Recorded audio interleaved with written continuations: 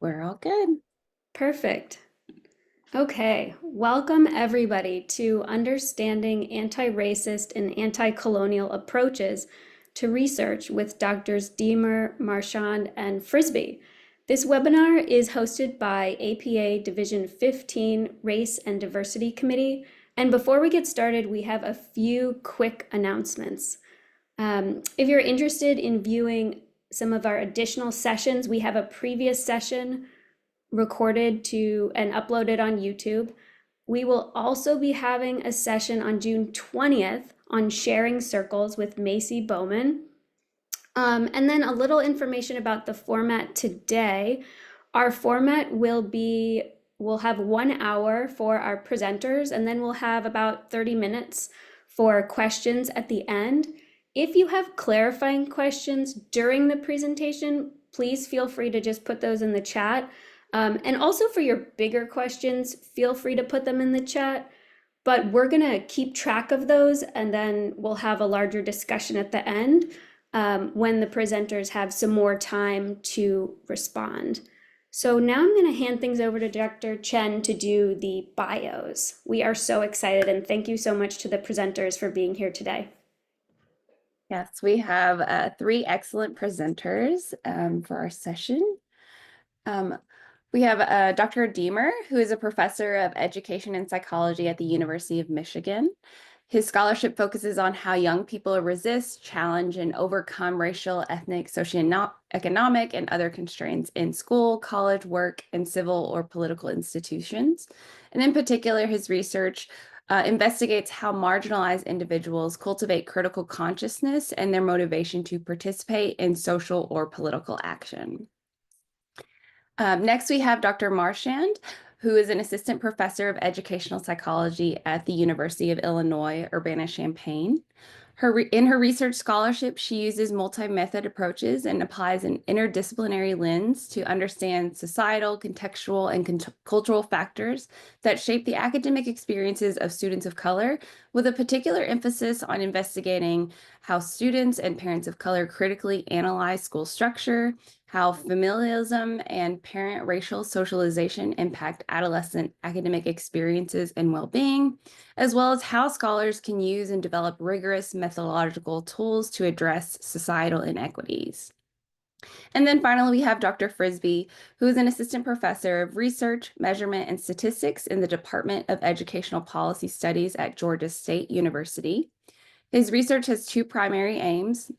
The first regards the measurement and development of critical consciousness in individuals who identify as white. And the second aim is to align teaching and the application of quantitative methods with critical theory and research. So thank you so much to all of our wonderful presenters, and I will let them start their presentation.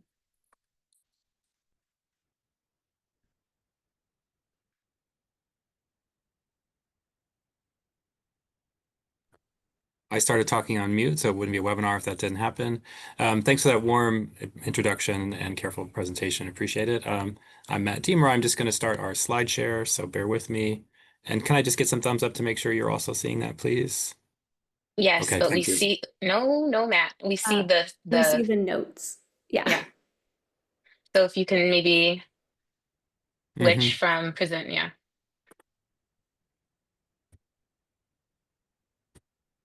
Better? There we go. Yes. Thank you. Okay, so I'm happy to kick us off. I'm just going to talk quickly in the beginning, set things up, and then I'm going to throw it to Dr. Marchand pretty quickly. I want to say at the outset, we hadn't talked about this, but I would guess if you have clarifying questions that would benefit from some clarification, feel free to put those in the chat, and either, the other 2 of us who aren't talking at the time can try to monitor the chat and engage with maybe lower level questions, surface thing clarifications, big questions. We might say that's a great question to hold to the end. We did want to try to preserve time for the discussion and appreciated. We had, I think, over 100 questions come in. So obviously there's no way we could accommodate all those questions and satisfy all the inquiries that came in, but hopefully we'll touch on many of the things that you had raised. And those questions might also emerge in the second half, or excuse me, in the last third of the time we'll have together.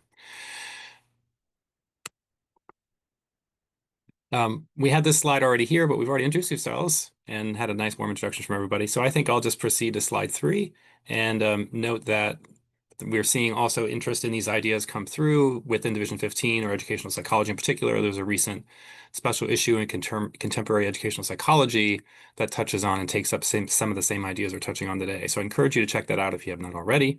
I think also underscores the interest in this kind of work. Dr. Marchand. All right. Hi, everyone. Thank you for joining us again. I'm going to start us off by just really thinking about just generally quantitative methods. So if we move on to the next slide, we're going to provide a little bit of history about quantitative methods and the foundation of them. So in a really, I guess, important for me book, White Logic, White Methods, Zuberi and Bonilla Silver in 2008 kind of really document well this troubling history of the way quantitative methods were sort of started and formulated for us to use. So in a quote on page 128, they say Francis Galton was a key intellectual power behind the modern statistical revolution in the social sciences, and he used statistical analyses to make these general statements regarding the superiority of different classes within England and of European origin race. And these statements that he was making using statistical analyses as the background was consistent with this eugenic agenda, right? And he founded this ideology and this scientific practice of eugenics, which we see in, many scientific journals and, articles and legacies surviving until today. So if we move on, we'll see that Francis Galton was also very foundational in who he informed. So for instance, we see that his work was carried on by Carl Pearson. So if you've ever ran a correlation and you've gotten a Pearson's R, that's Carl Pearson, right? So he further developed this comparative method of the Pearson correlation coefficient. And in doing, he wanted to do that to prove this intellectual superiority of the Aryan race. And there are many scholars throughout, the last couple of years who have well documented this in the literature. So these statistical methods, like the Pearson's correlation coefficient, were used, for instance, like in World War II, to kind of say, these certain people shouldn't be officers in, the military, right?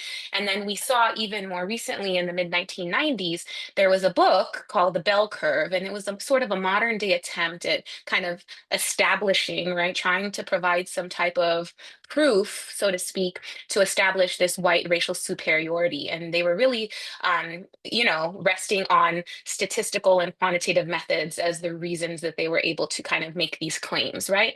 So it may lead many people, as Viano and Baker say, to think that it's difficult to really utilize these statistical tools, especially because it was created and used by, historically these eugenicists to study racial ethnic, race or ethnicity, right?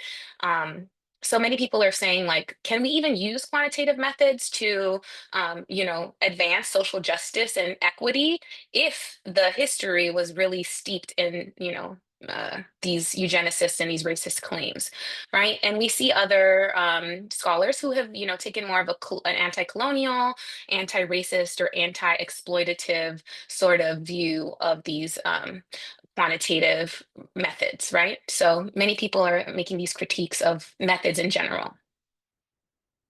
So, it begs the question, so should we, quote unquote, throw out the baby with the bathwater, right? Should we just not use quantitative methods because they're, problematic in some ways? Should we abandon these methods if we want to center race and conduct anti-racist research and maintain a critical perspective? But I am pretty sure that me and the rest of the presenters today will argue that no, we shouldn't. So let's move forward. So right here it says, let's not throw out the baby out with the bathwater. So there are many other scholars who have preceded us and have helped lay the foundation for this. But quantitative analysis can support other models of inquiry, right? And it can serve as a valuable tool to challenge these notions of race and racism in these contemporary contexts that we find ourselves in. And Coakley and Awad in 2013 say, quantitative methods can be, have been, and should be used by us scientists along with other methods, right? Maybe we shouldn't only use these, but they can help us achieve the goals of social justice. And then also more recently, Castillo and Gilborn say, these approaches, speaking about quantitative methods, will not dismantle systemic racism. However, it's a tool, right, to begin to reimagine the role that research and data can play in an anti-racist society. And although, there's many sort of proponents of continuing to use quantitative methods, there are still, many critiques that are being launched with,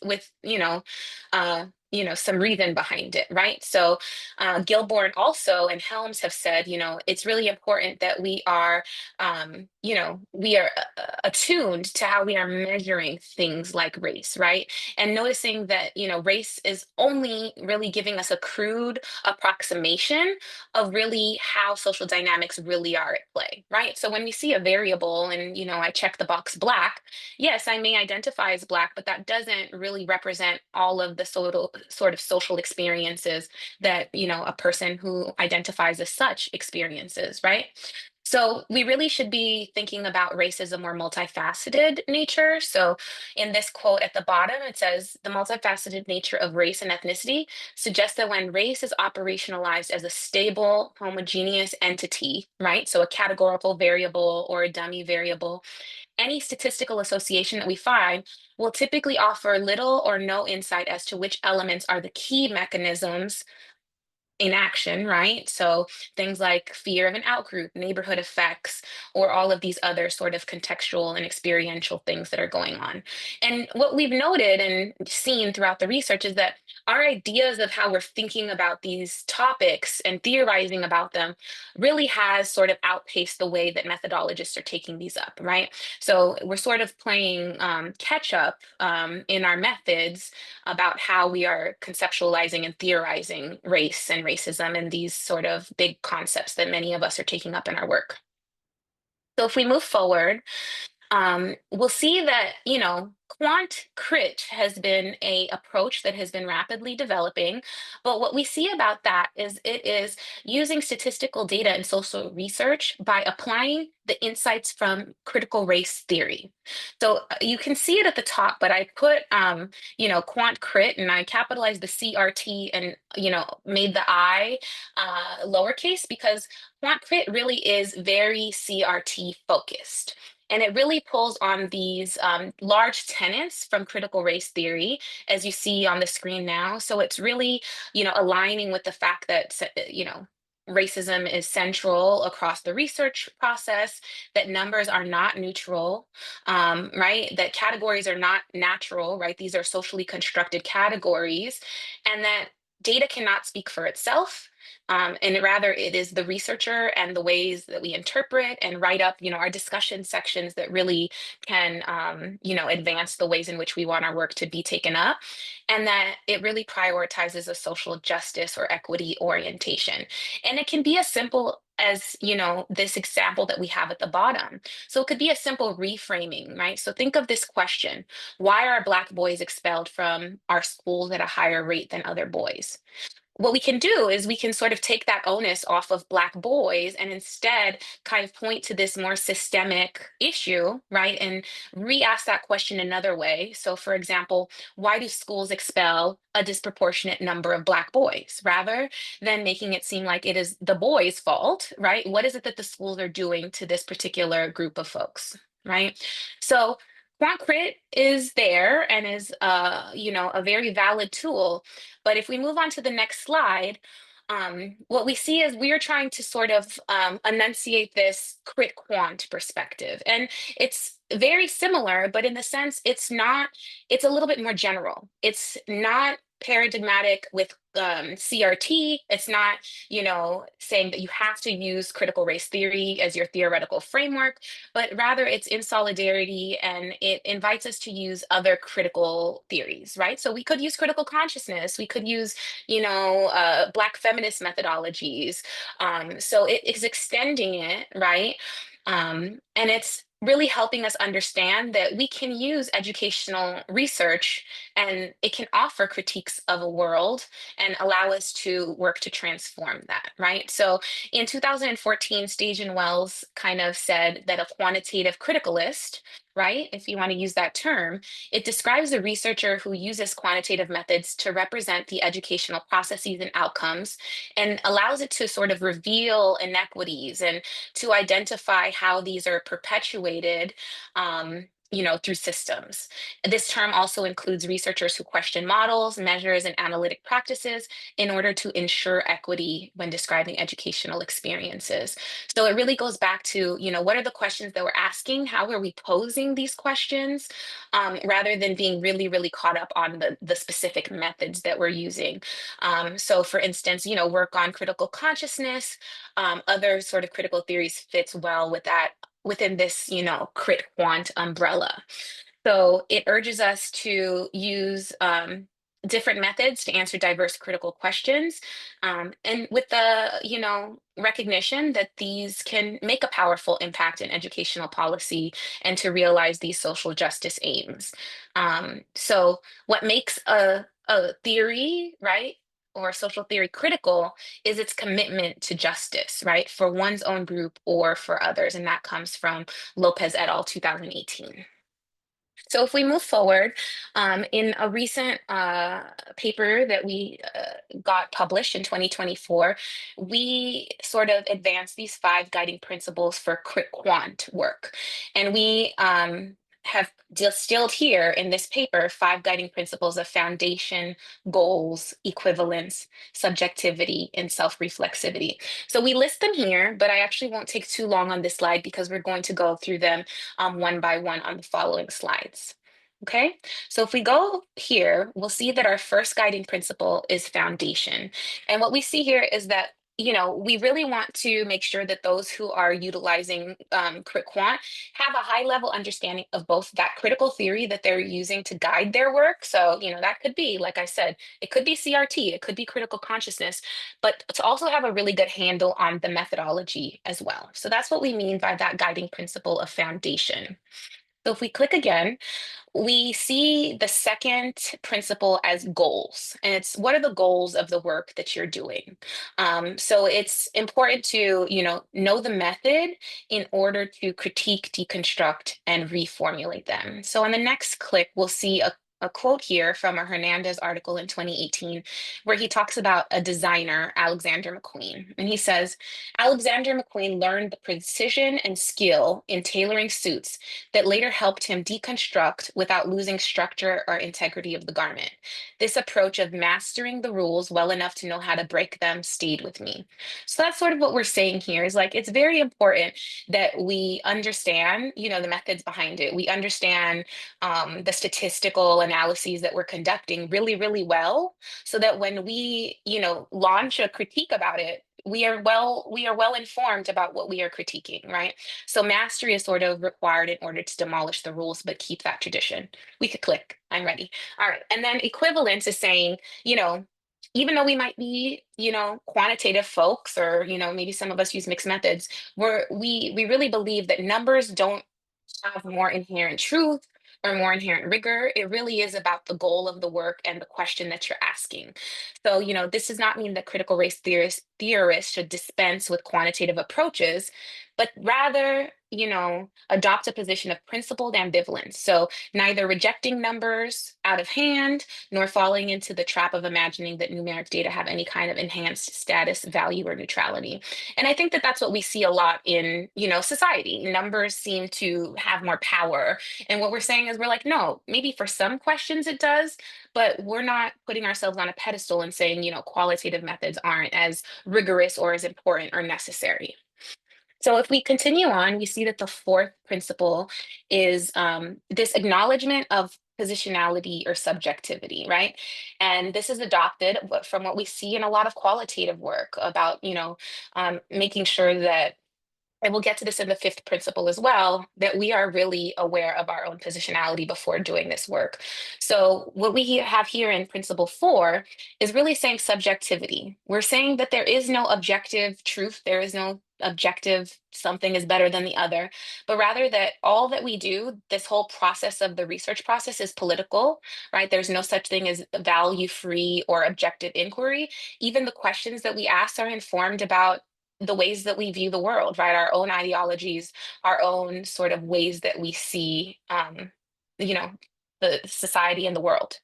So if we move forward, this is really also calling upon other scholars who have come and said similar things. So Randall says there's no such thing as culture or context free, and she's a measurement person, so assessment or measurement, but really it's the whole research process. And as we see here, this is really pulling from other scholars as well, but it's really calling us to practice self-reflexivity, right? So Suzuki says a researcher practicing self-reflexivity and making decisions with intention may be able to shape their use of these statistics toward an anti-racist agenda. So if we move forward, we're really calling for the use of researcher positionality statements, which we see, like I mentioned, a lot in qualitative work, but there's no reason why we can't be using them in quantitative work as well. So in some of our work that we've published together, we'll have our own positionality statements. My name is Aix Marchand. I identify as a Black woman. But it's not only that, it doesn't stop there. It's really acknowledging our subjectivity, our positionality in comparison to the topic that we're studying. So I'll say I'm a former K through 12 teacher. My interest in this area stemmed from this. We also included in some of our work a joint positionality statement where we talk about, right here. Thank you. It's like magic. So I'll walk you through this. It's a lot of text, but for instance, if we go to I think the third sentence, right? It's my positionality. One of us is a Black American born daughter of Haitian immigrants. Another of us is a white Italian male. But if we move forward a little further, we say we share a collective interest in the development of quantitative research methods and critical consciousness to support a more equitable society. Then we even talk about the multiple meetings where we have to discuss, revise, and improve upon our initial ideas.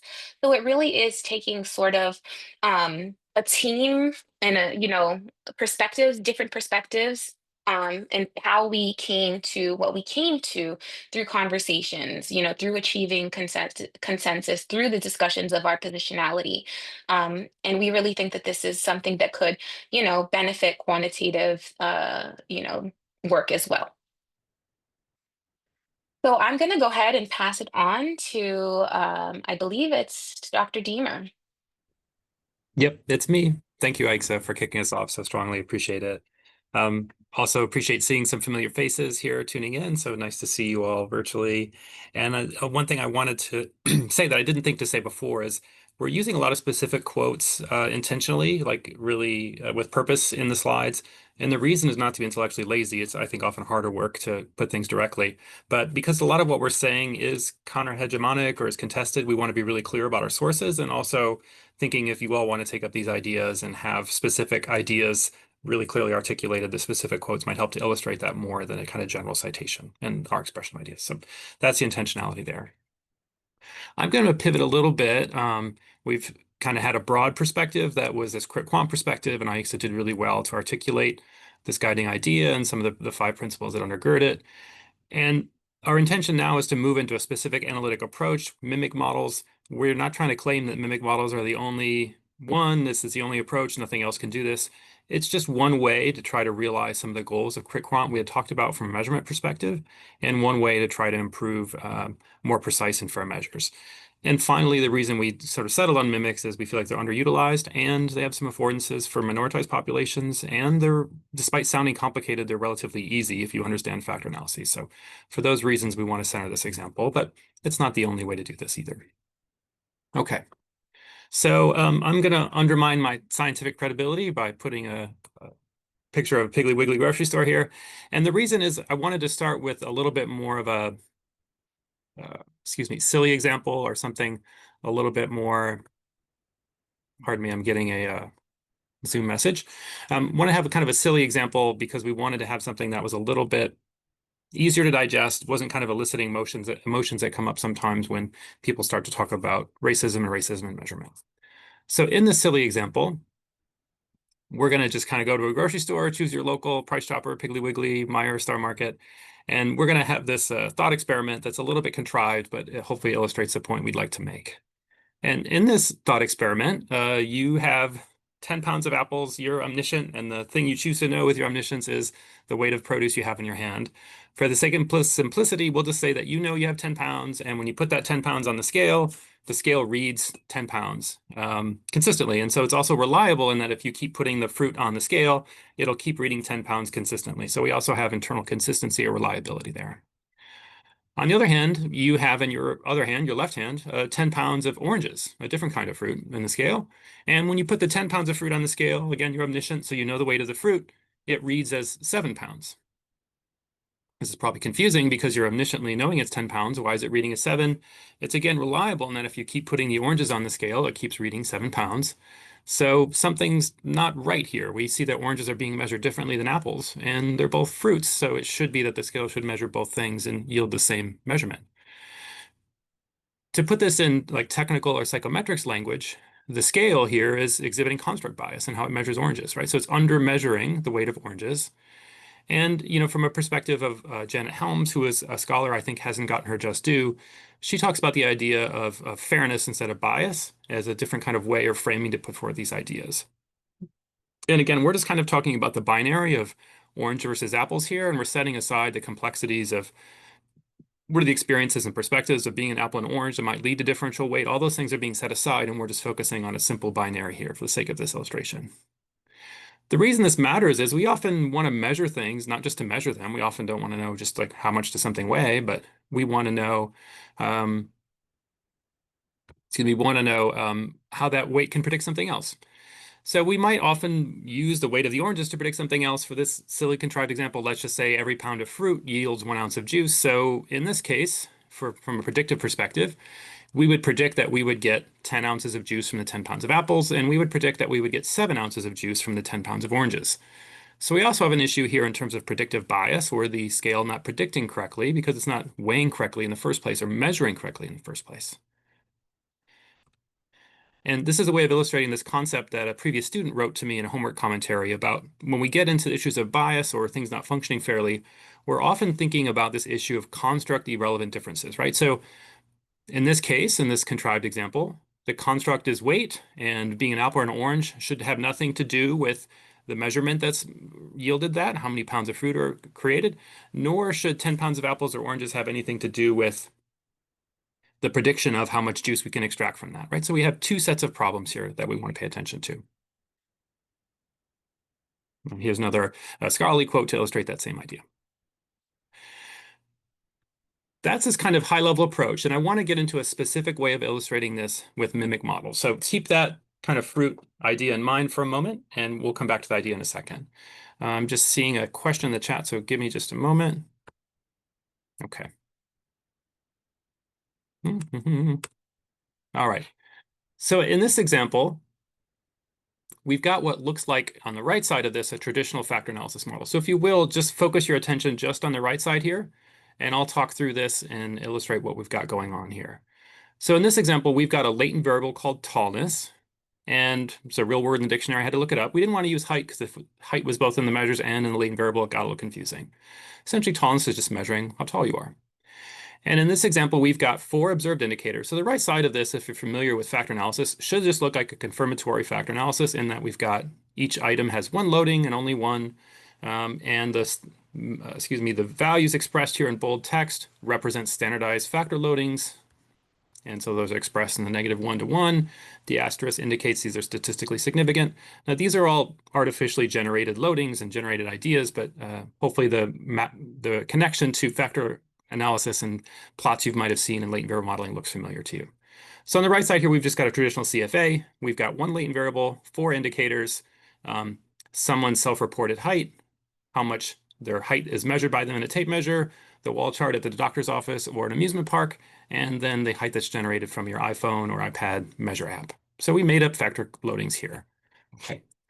So you might say, why are you going all this trouble to measure tallness in this way? Why do you need a latent variable? And the reason why is there's particular cases where we might think of bias in only one of these items, really, which I think is a self-reported item. So let me pan back a minute and say why we think this might be an example that illustrates this point. I have two tall children. One's a boy, one's a girl. And if you're tall in fifth grade and you're a boy, it makes you cool and it's a good thing. And if you're tall in fifth grade and you're a girl, it's not a good thing for you socially. People tease you for being tall and things like that. And we know biologically that girls tend to mature and be taller than boys around fifth, sixth grade, and then boys catch up and are taller. And in adulthood, men are usually taller than women. To me, different levels of tallness in boys and girls in fifth grade, unless I'm not thinking about it the right way, doesn't really seem to reflect a moral hazard or an equity concern or an issue that we need to be concerned about from a social justice perspective, as much as just different rates of biological maturation. So in this example, we might think through how that first item, self-reported height, there might be social desirability or other kinds of pressures, whereas girls in fifth grade might underreport their height and boys in fifth grade might overreport their height, right? This could be rounding up or down. So if a girl knows she's 5'6.5", she might say I'm 5'6". If a boy is 5'5", he might say I'm 5'6" or 5'7", for example. I couldn't do this in metric, so excuse me. But you can see how there might be bias in that self-reported item. It's hard for me to think through how a tape measure would be biased or a wall chart. Maybe there could be bias in the iMeasure app, but for the most part, we're assuming the bias could potentially be in the self-reported height item. So the lines on the left side of this are what turn it from a CFA into a mimic. And you'll notice that it's not that much more complicated in terms of the paths that are there. And let me take a minute to walk through those. So in a mimic model, we have what's called an exogenous covariate. It's on the outside. You'll notice no arrows go into it. Only arrows come from the covariate into other things. And the 4 dashed lines represent the 4 potential tests that could be specified from the gender exogenous covariate to each of the 4 observed indicators that are in the model. Again, these are generated numbers, not real estimates. The next step in fitting a mimic model is to see whether we have different levels of the latent variable or a latent mean. You might not realize this, but latent variables have a mean and a standard deviation and a variance just like observed variables do. So in this case, we want to test whether if we use gender as our covariate, whether they have a different latent mean of tallness for boys or girls in fifth grade. And in this case, we're going to drastically oversimplify the expression of gender diversity and just have a 0 or 1 gender covariate. I know that's problematic from a social theory perspective, but I wanted to have a simple example just to kind of help make this digestible, and then we can kind of get into the complexities and nuance around gender identity and other identities later. But in this case, this 0.23 coefficient means that we have a latent mean difference such that the female group, the ones, have a higher latent mean of tallness than boys at the group level in fifth grade, which makes sense and kind of confirms what we know about the world. And again, to me, that's not an issue of bias or fairness in and of itself.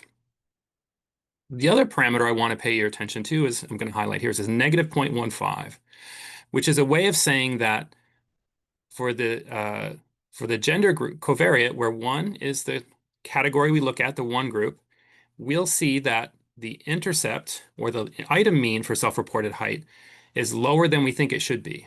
Why am I saying that? Once we have this latent mean difference identified, if we keep this path in the model, we serve to essentially adjust the latent means of males and females to be equivalent when we test for the means of the items. There's kind of some mathematical machinery that we have in the slides and we can share, but essentially that's what happens. So I'll say that again because it's a little complicated. When we have this 0.23 coefficient here and keep this path in, when we go in the next step to test for differences in the item means or the item intercepts or thresholds, we control away or adjust the latent means to be equivalent across the males and the females. And we need to do that because if we want to see if the items are biased, we need to kind of be looking at people with the same height, right? So it's kind of a way of approximating that.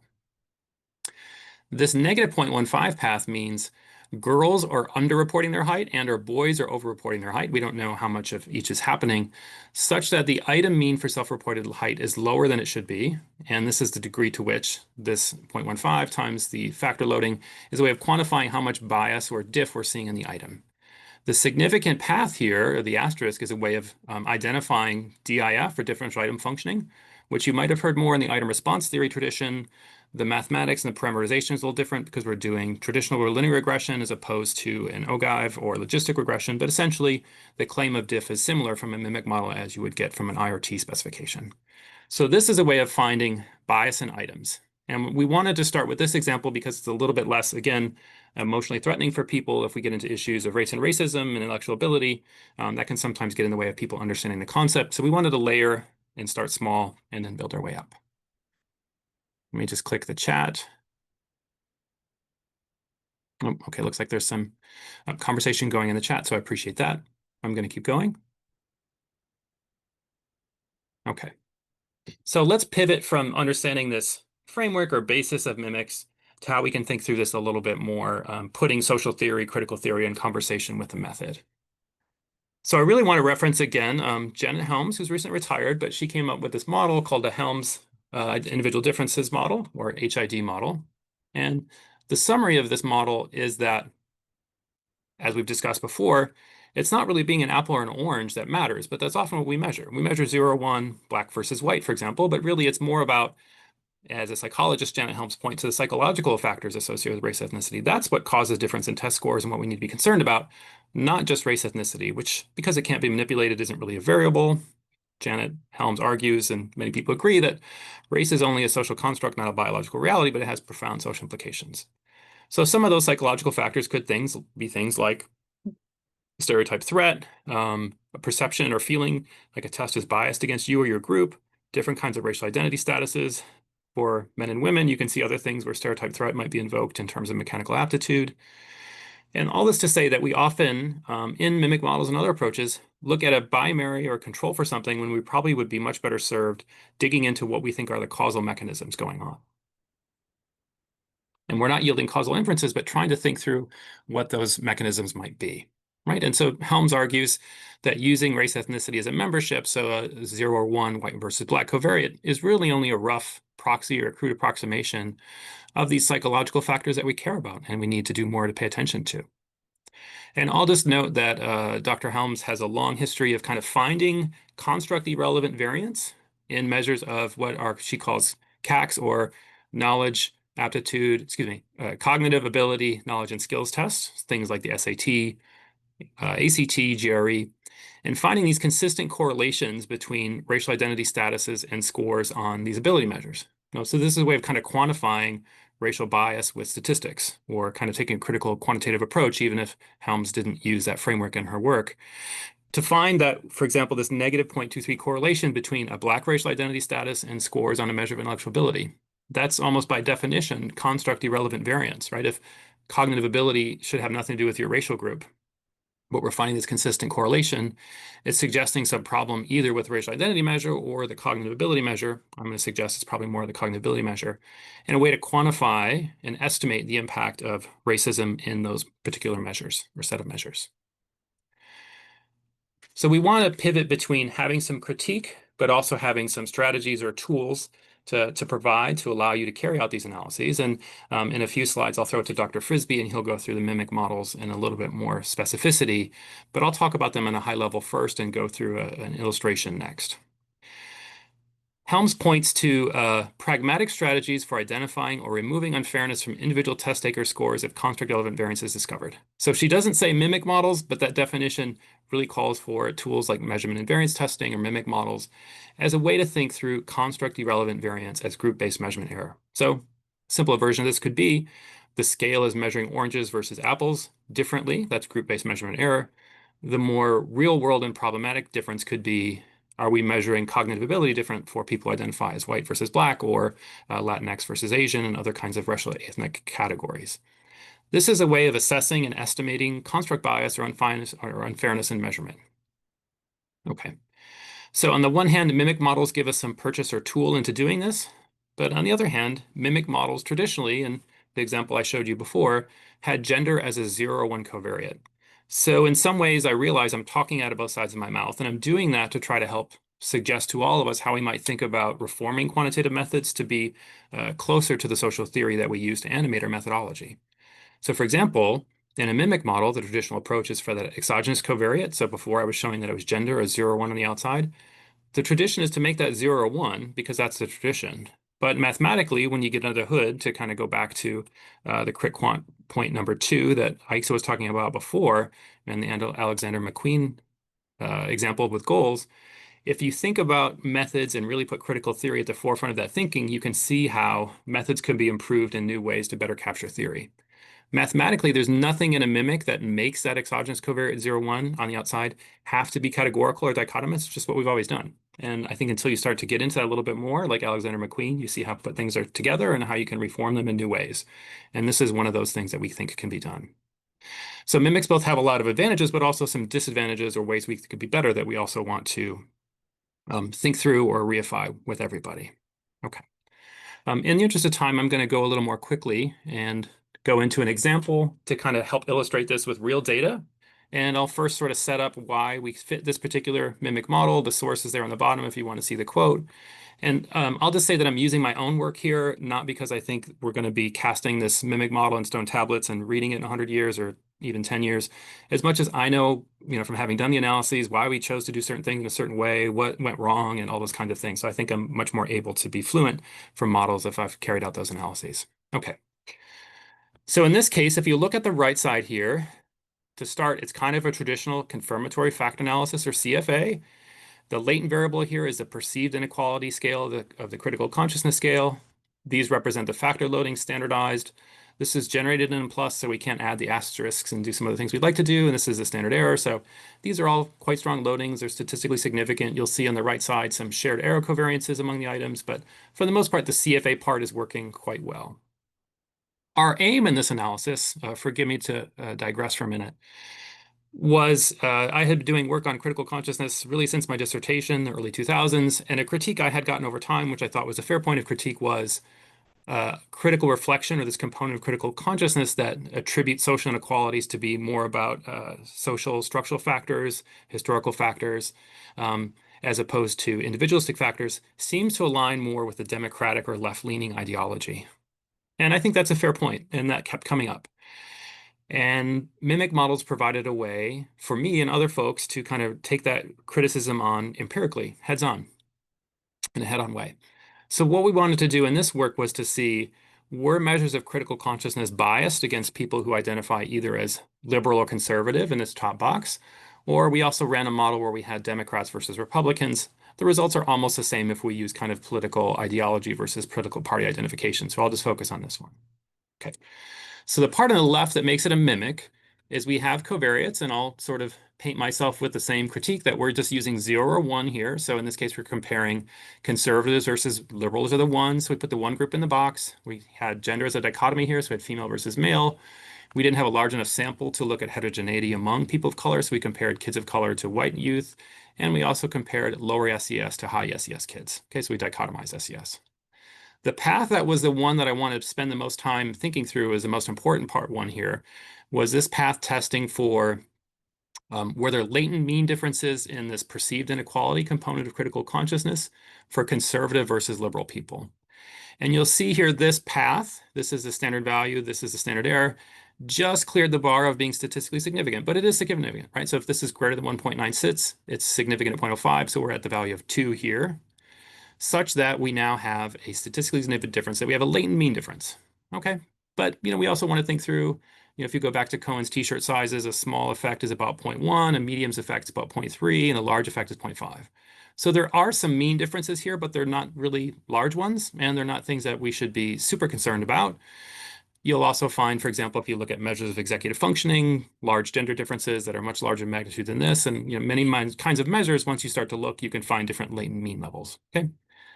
That was the part that was good to know. And then we also tested, but they're not depicted here, are any of the 8 items that measure perceived inequality, are any of those biased or exhibit what we call differential item functioning, or DIF?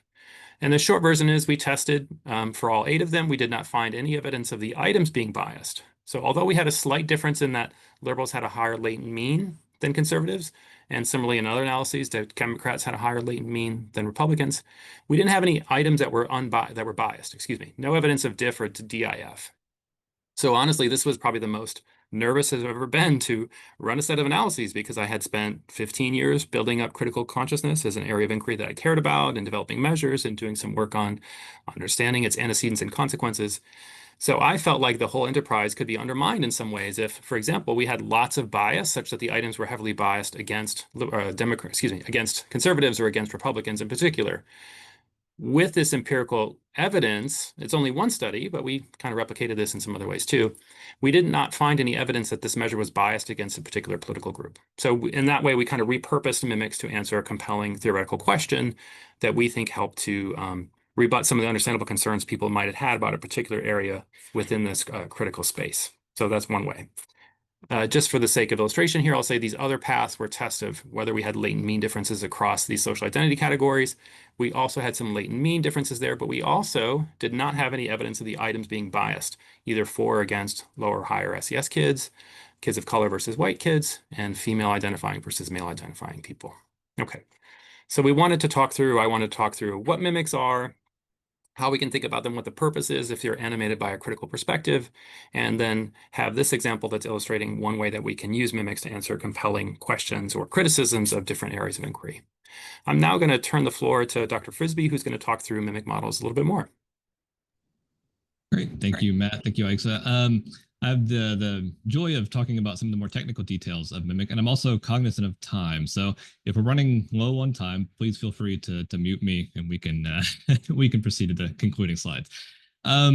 So to start us off, if you're familiar with mediation models, Mimic models might remind you of something like that. They aren't necessarily mediation models in their intent, but they are exogenous covariates that point to a latent variable, which the latent variable then also points to items, right? So those items are said to reflect the latent variable itself. And so diagrammatically, it might look something like a mediation model. And here we are using that sort of model to identify mean differences at the item level, as opposed to identifying a mediating effect that might occur via the latent variable itself. So if we do identify item level differences after we fit this model, as Matt suggested, we've identified what we would call differential item functioning, or diff. More broadly, mimic models are a special case of a structural equation model. So structural equation modeling is in my opinion, a very useful, a very powerful analytic framework, consisting of more complex analyses than what we're typically able to run in kind of basic regression models. So if you have more than one dependent variable, you can model that in an SEM. If your dependent variables go on to predict additional dependent variables, you can model that using an SEM. So the way I tend to think of it is, if you can draw the picture with the arrows and the boxes and the circles, then you can use structural equation modeling to come up with a model and to measure that theory and test those hypotheses in this kind of more complex space. And I think that that's a really useful tool, because social theory is not so straightforward. So that's a handy tool to have. And so mimic models, like I said, are just a special case that have traditionally used dichotomous exogenous covariates that we dummy code using 0 or 1. I'm not sure why the notation on the slides got messed up there, but yeah, typically we would use like a 0 or 1. It doesn't have to be categorical. As Matt suggested, we could also use continuous variables here, but categorical variables have been the tradition. There are some affordances of mimic models too, in terms of identifying differential item functioning. So another approach to doing this, to identifying, measurement invariance, would be to use multiple group factor analysis, which is going to allow you to do a little bit more, but it comes with the cost. So to do multiple group analysis, you would have to divide your analysis into subgroups. Those subgroups would typically be what we would use to define the groups in the exogenous covariate in the mimic model. So with the multiple group analysis, you're dividing your sample into smaller components, whereas in the mimic model, you get to keep all of that kind of consolidated in the same analysis. And so that's kind of a practical affordance that mimic modeling gives us. So additionally, it's not too big of a leap to go from a confirmatory factor analysis to a mimic model.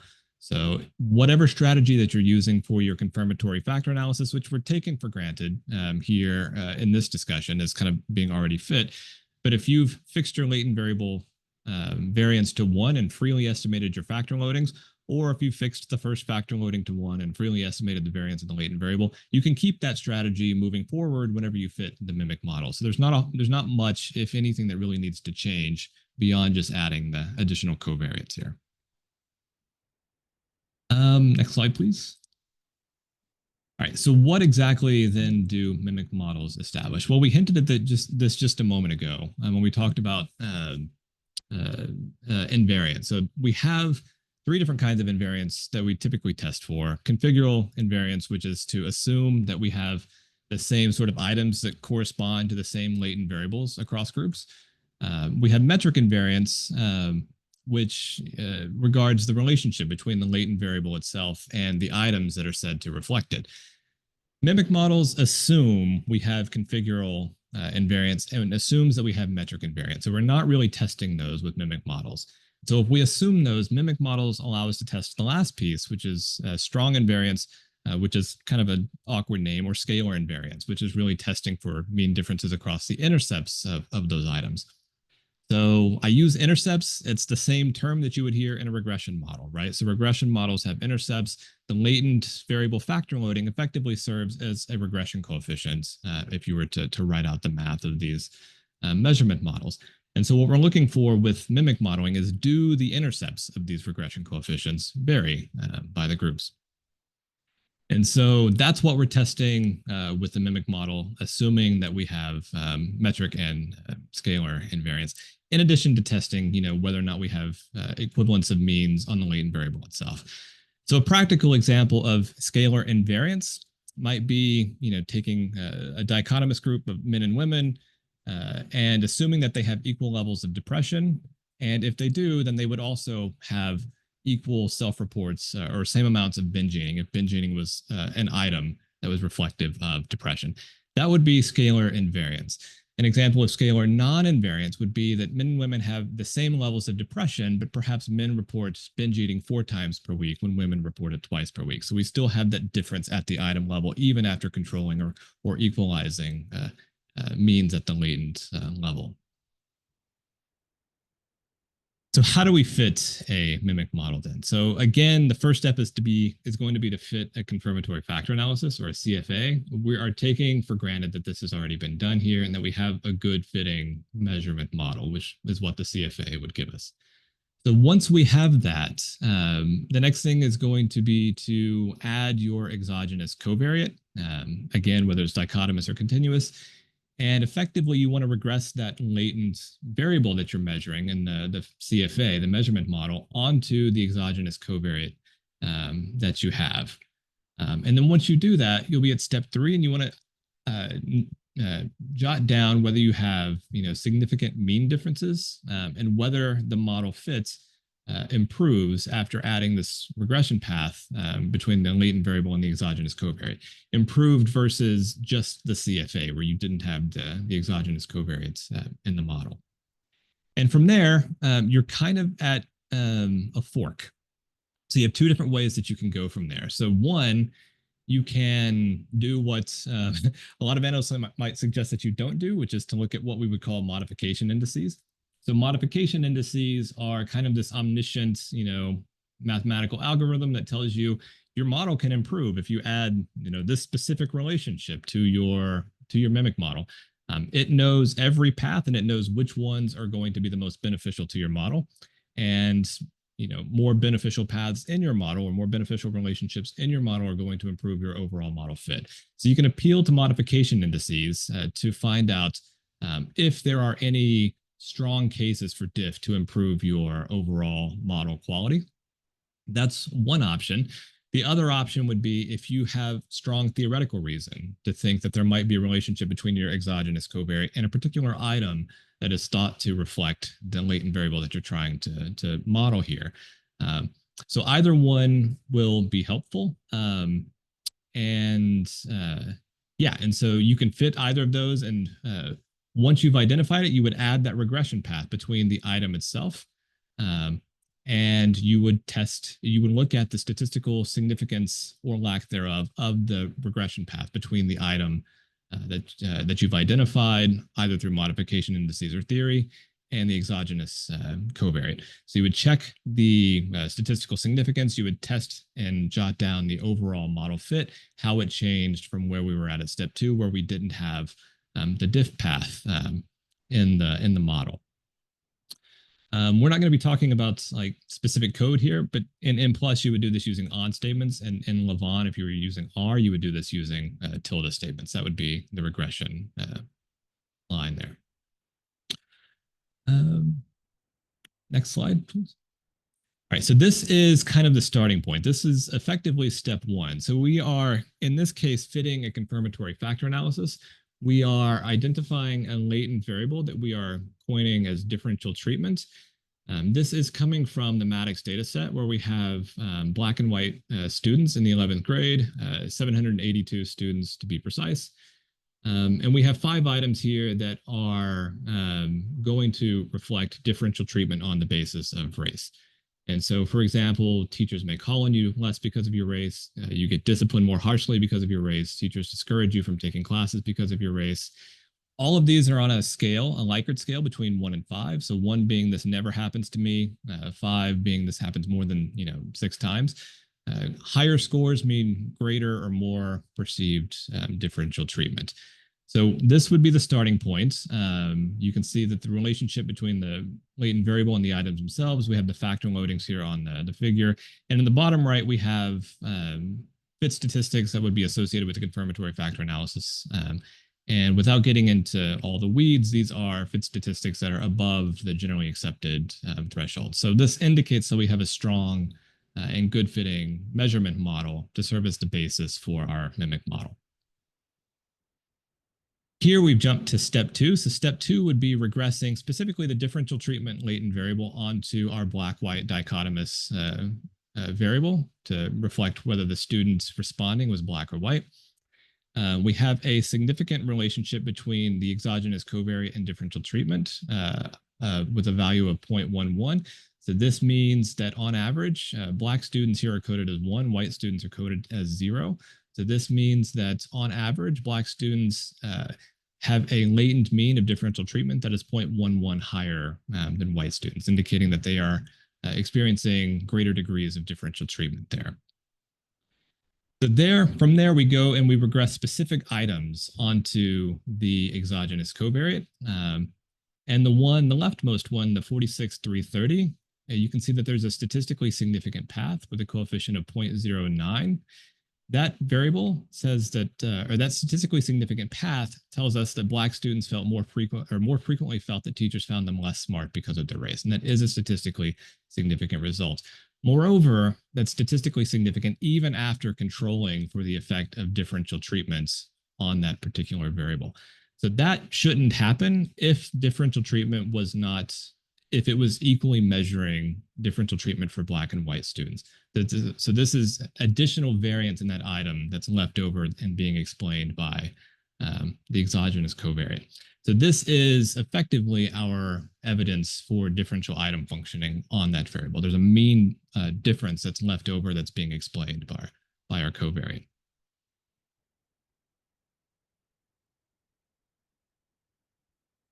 All right, so we found diff. Where do we go from here?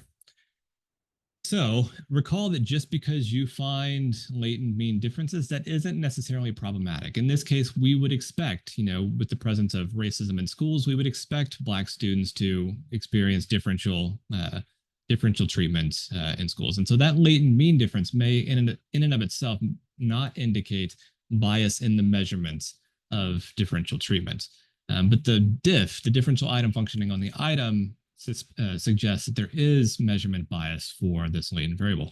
So if we find that, we have several options at our disposal depending on really where we're going with the research. So first option would be to remove the problematic item from the inventory. So you don't have to keep that item. This especially stands out if this is a scale that you are creating and you have the liberty to remove or add items or to use whichever items that you want. If you are kind of shortchanged with the items in the sense that if you've only got 3 items on your instrument already, you might run into measurement identification issues. So maybe you can't get rid of the items because the model's not going to converge if you have fewer items than you currently have. So that's one reason this might not work. If you're using an established scale and you remove somebody else's item, then the scale may not function the same way. It may not be measuring the same thing if you remove an item. So this isn't always going to work, but if you have the liberty of kind of creating your own scale, then this remains an option for you. Another option might be to modify an item and then to re-administer the survey to a new sample. So this is an option sometimes if you have, kind of the financial resources or the data resources. But sometimes you're short on time. You don't have the time to re-administer the scale, or sometimes you don't have the research funds to administer a modified version of the scale. So this may not always be an option either. In this case, there is a third option, which is a really powerful tool in mimic models in particular, and that's that you can retain that differential item functioning path moving forward. So if you know that you want to use this differential treatment latent variable in a larger structural equation model, then you can continue to do that, but you can keep the path that has identified the diff in your model. So you can basically say, we know that this latent variable measurement is biased in some sense, but we are adjusting for that bias by retaining this diff path in our measure of differential treatment.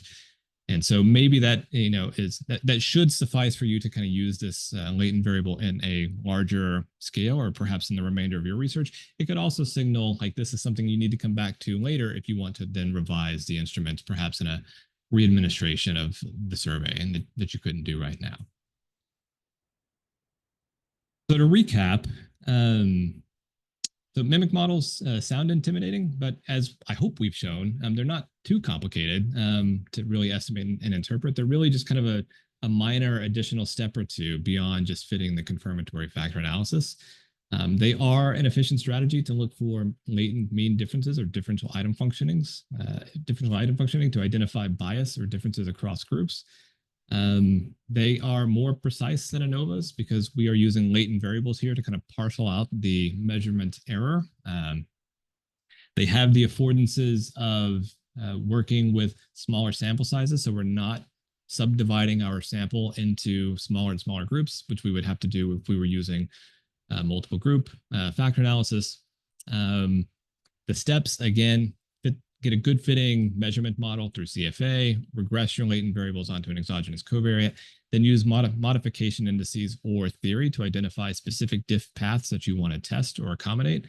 And then once you've identified those, regress those items onto the covariates.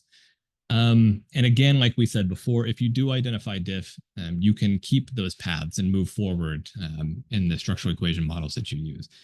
And then, as Dr. Marchand mentioned, there are several limitations in mimic as well. So traditionally, we are dichotomizing complex, racial and ethnic identities or gender identities into these binary 0-1s.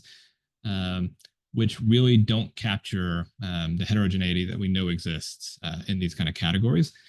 And then additionally, we can't really formally declare measurement invariance using mimic models because, like I said at the start, we are assuming configural and metric invariance, which may or may not hold. So in order to do something like that, we would need to kind of zoom out and do a more thorough multiple group factor analysis to test for different types of measurements invariance. I think Matt has an additional slide or two to summarize. That's right. For the first time ever in an academic presentation, we're running a little behind. So I'm going to try to go a little quickly at the end to summarize because I do want to prioritize time for questions. Been trying to answer some of the questions in the chat as they come in, but feel free to raise things with all of us soon if we didn't thoroughly address your question in the chat or if it was kind of a bigger picture question.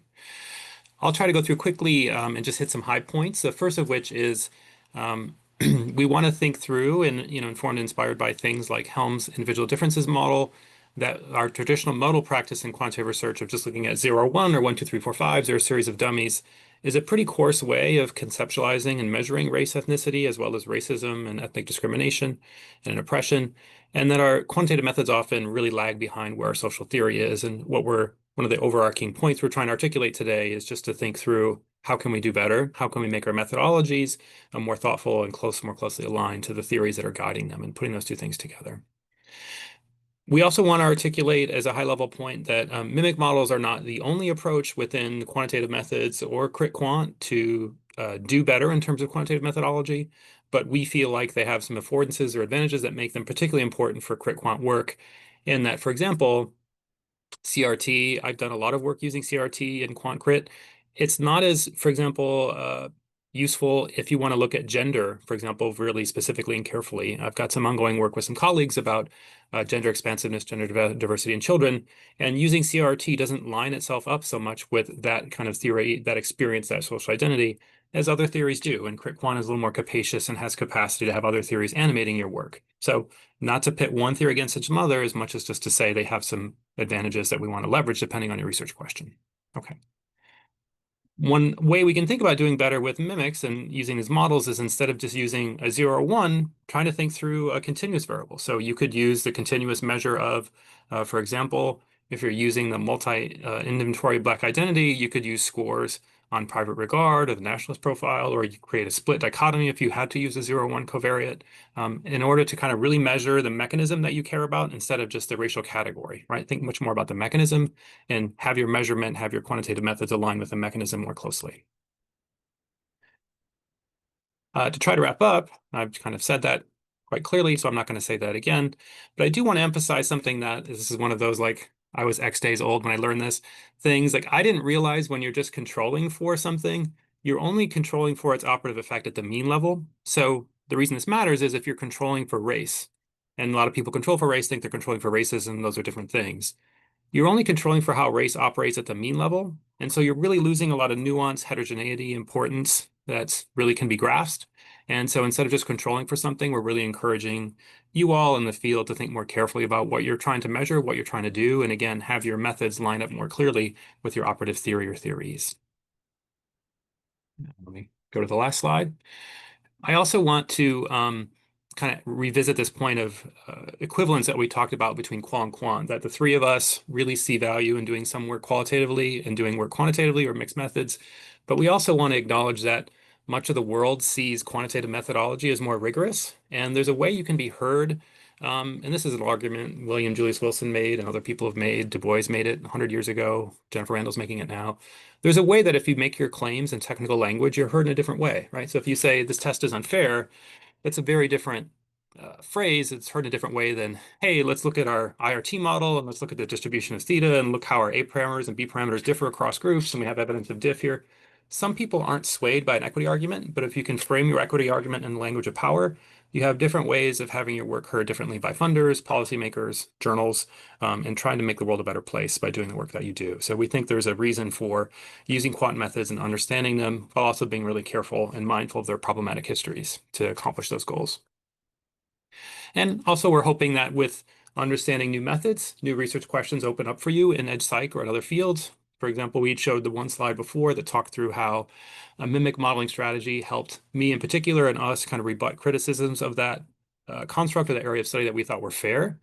And so sometimes when you understand new methods, new questions open up for you, new ways of seeing your own work might open up as well. And again, it's not that mimics are the only way to do that, but a broader perspective on methodology might help open up new avenues for you or for the field as well. And we're trying to articulate quant crit quant as two leading edge perspectives that we think are promising and helping us do those things. We could talk for much longer, but I think that's probably a great place for us to end. I'll share the set of slides, or excuse me, the last slide has more resources if you want to learn more about mimics or critical quantitative methods. We'll probably save the chat to kind of get some of that working paper out to folks that are coming out. And with that, maybe abruptly, I'll end the slide share and just open it up for questions. And yes, we're there. Thank you, everyone, for your energy and attention on a Friday afternoon. Dr. Agger, Dr. Chin, do you want to kind of take the floor for the question moderation, or how would you like to proceed? I forgot what your preference was. Yeah, first of all, thank you so much. I just want to thank the presenters again for that totally interesting and enlightening talk. I was just looking at the chat, but yeah, we're so grateful to have you three and imparting such important knowledge today. We are going to open things up. Feel free to unmute yourself, put a question in the chat. We'll take a second to see if anyone has questions. And if you all don't put any in the chat or unmute, then we will start to ask some questions that were previously submitted.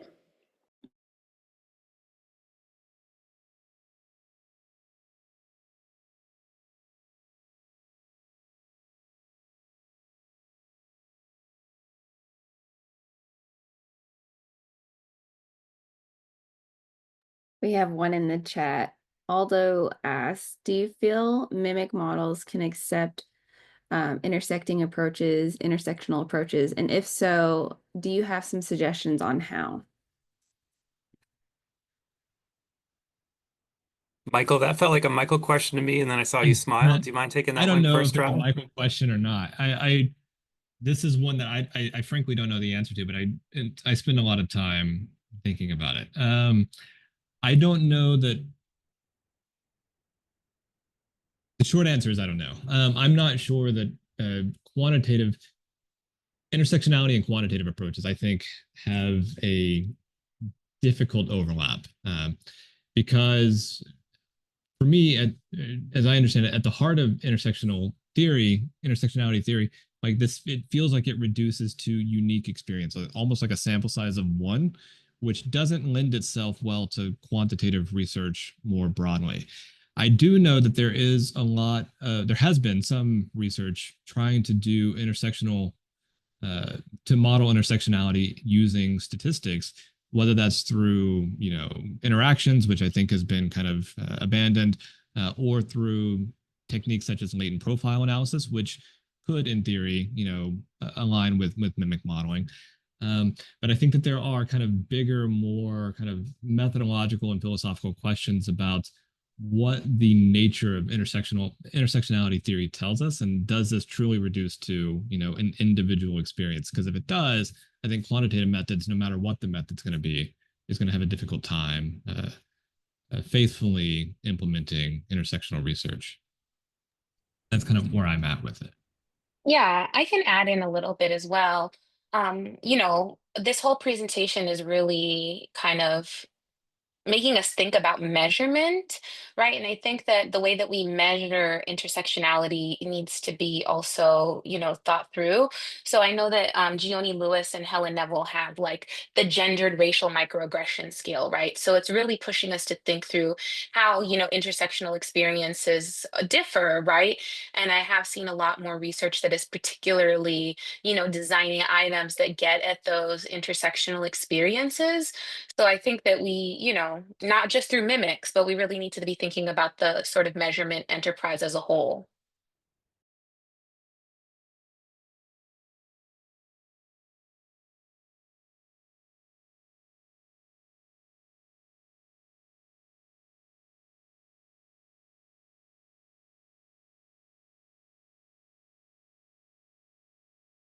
Okay. If you have other questions, just let us know. In the meantime, we're going to ask a few that the audience members submitted when they registered. One of the questions in Dr. Diemer, you mentioned this a little bit at the end of your presentation, but one of the questions we got is how can you best write about using QuantCrit in grant applications, specifically how to do so in applying for federal grants? Where's Crit Quant?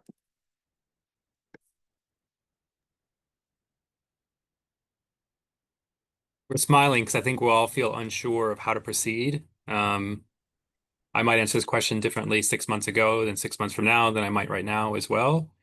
I think even apart from the current political regime, I do think, I know the three of us have kind of been talking about crit quant and kind of the importance of positionality statements, for example, and kind of wearing your heart on your sleeve, to use another metaphor. I do think there's a time and place for this, though. So, earlier in my career, forgive the digression, I worked in Utah and I was involved with like justice reform and alternative justice sanctioning in Utah. Part of that work meant I was talking with ranchers in southern Utah.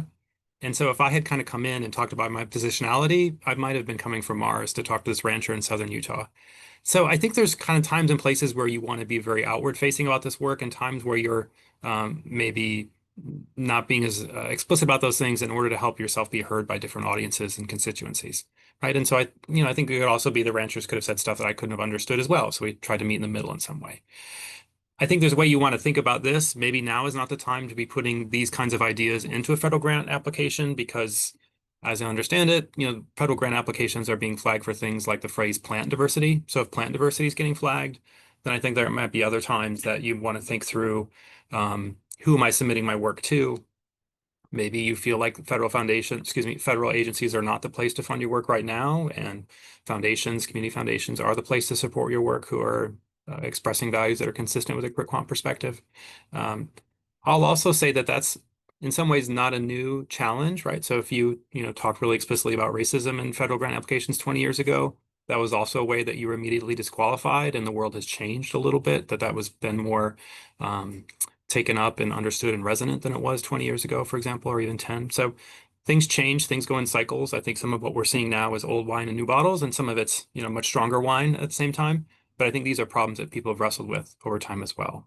But I think there's probably a very nuanced way to think about that. But I appreciate the question and the intent behind it. Yeah, if I could, I would also like to add just a personal experience. I submitted 2 grants that were reviewed last year, and the reception for the quant crit elements of them, or crit quant elements of them, was good. It was very positive. Reviewers wanted more of it.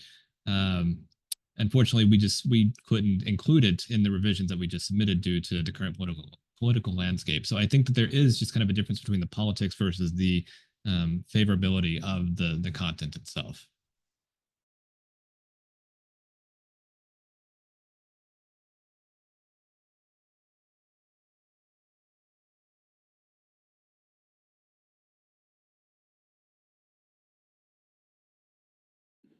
All right.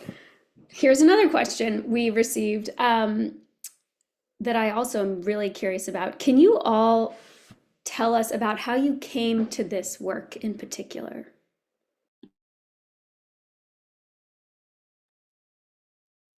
I can start. um, I mean, Matt Diemer was one of my professors when I was in grad school. And I think that he came with a really fresh perspective of like, using quantitative measures to be able to advance social justice. So I think it was something that was really embedded in my grad school training.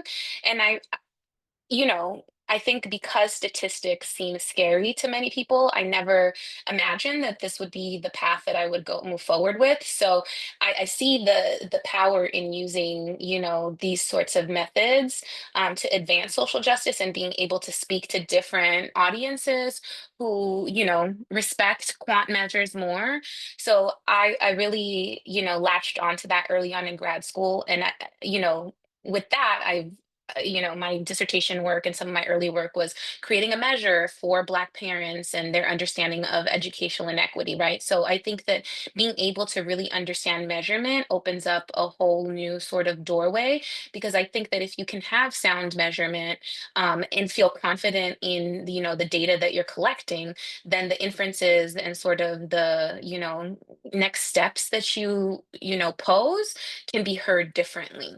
So that's how I initially got into it, right? But I've also, really held on to sort of my qual methods. So for me, it's really just adding, more tools to my toolbox. How much time do we have? I think I came at this largely from a mathematical and statistical background. So I was a mathematician and statistician for a while. That was my formal training, and I had never heard of any of these critiques. And I imagine many of you who may have had similar training didn't either in your formal training of statistics. And so I was introduced to these critiques of statistical methodology, I guess around 2019 while I was a graduate student. And and just in full transparency, there was, a part of me that I was, had to kind of grapple with this. I was resistant to these critiques for a while. And, as I, kind of sat with them and wrestled with them, I recognized that for me, there seemed like a lot of miscommunication from my training that was in kind of the pure mathematics and statistics, and to what that translates to in kind of the empirical applied side of statistics. And so I became really interested in kind of disentangling some of that communication that was happening and that was perhaps lost between the theory and the application. And then using some of the training that I got and kind of the awareness of kind of the machinery of some of these methods to better align or to better think about, perhaps better interpret the statistical methods within the space of critical race theory or critical consciousness or whatever critical theory that we want to frame our research in. So that's kind of how I got into it. And yeah, I mean, that's still kind of some of the research that I'm continuing to do.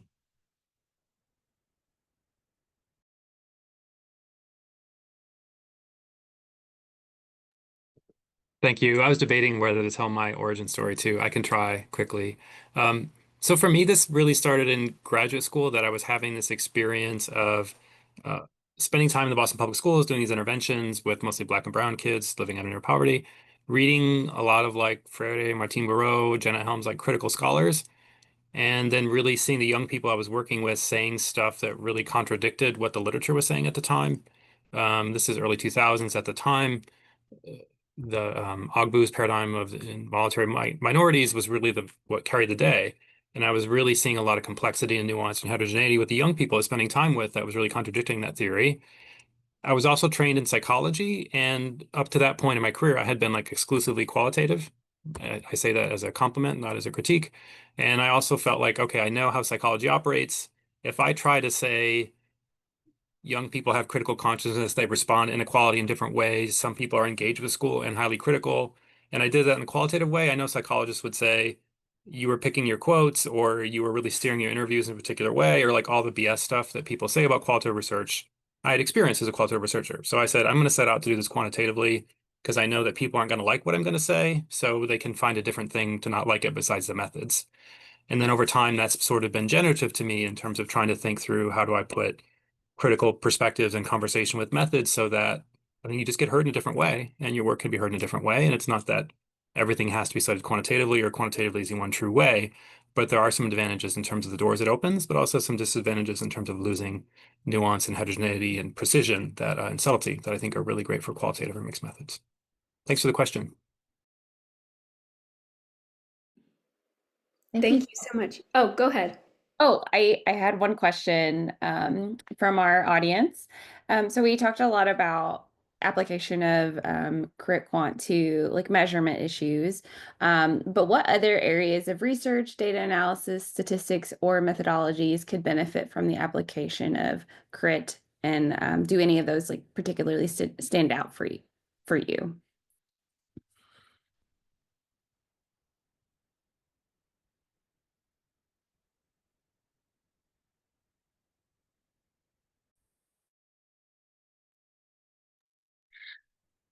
Matt, may I go first if you want to go Yeah, after? I was wanting one of you two to take this first. So Okay. Yeah, so I really see it as something that can guide you through the whole research process, right? So as you know, we were mentioning, it's even from the way that you pose your questions, right? And you in the ways in which you choose what methods will best answer your questions.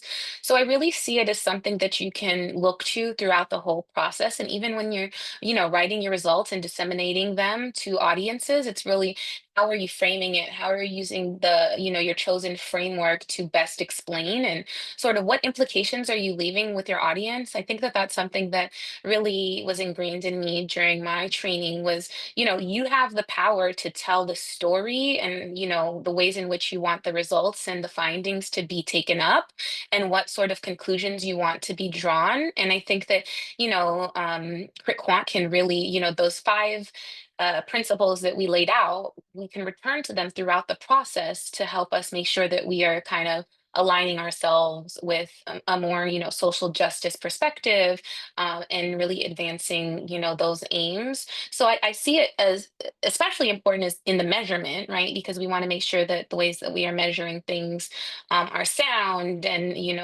valid and reliable. And but it's something that I can envision and something that I turn to throughout the scientific process.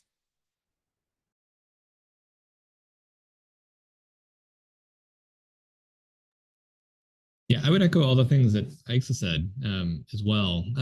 Something that I've heard quite a bit was just we need to get people who are experts in critical theory and people who are experts in methodology in the same room and talking to one another because oftentimes they exist in different camps, and that needs to disappear. We need people who are experts in both. Um, And so I think there's a lot of importance and a lot that we can learn from the research design perspective and the ways that we're implementing kind of these critical quantitative frameworks to do important social justice research, empirical research. But I also think that there are ways that methodologists, statisticians can perhaps build on the ideas that we could bring in from critical theory. I actually talked about, Pearson coming up with the correlation coefficient, the chi-square test, and things of that nature.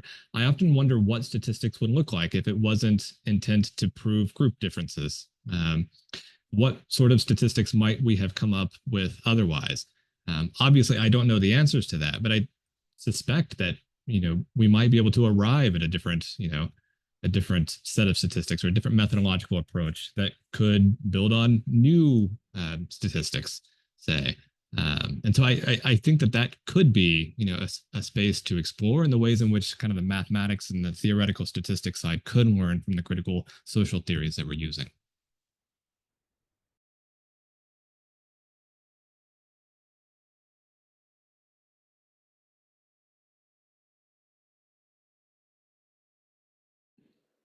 Any other live questions?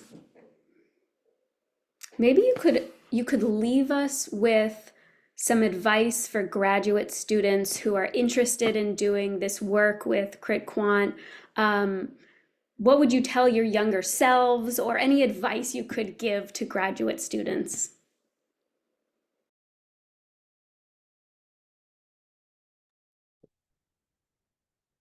Speaking for the three of us a little bit, I think I would say we're trying to articulate a starting point, but my goal is to try to pass a baton to current people who are going to come and reformulate these ideas and make them stronger, whether it's what Michael was just saying about statistics in a new way or something different, like trying to develop some new ideas now. I feel like it's an exciting time that's really only been 2018-ish is when I think crit quant and quant crit started to get formalized a little bit more in the history of academic ideas. It's very, very recent. And so where these ideas go, what they look like over time, I think is going to be really exciting. And I think graduate students who are interested in these ideas are going to be the people who are really driving that change because you're trained in a different way and taking this earlier in your career than other folks. The other thing I would say is I feel like at a general level, the methodological bar is much higher for grad students now than it was, 10 years ago, 20 years ago, and even before that. And so the more that you can learn quantitative methods in a general way, it just prepares you to enter into these conversations. And, again, from a crit quant perspective, we're talking about having methods and theories go in conversation and having some expertise in both. And so, as Michael was saying, if you're really expert in theory but weak on method or the other way around, it really limits your capacity to take up these methods and to use them. It doesn't mean you need to learn every quantitative method and every critical theory that exists. That's impossible. But having a couple that you feel like are your go-to and really animate your program of research and deepening those, I think, are important tools that will help you build your own work and the work going forward in a way that's more just and sustaining and equitable.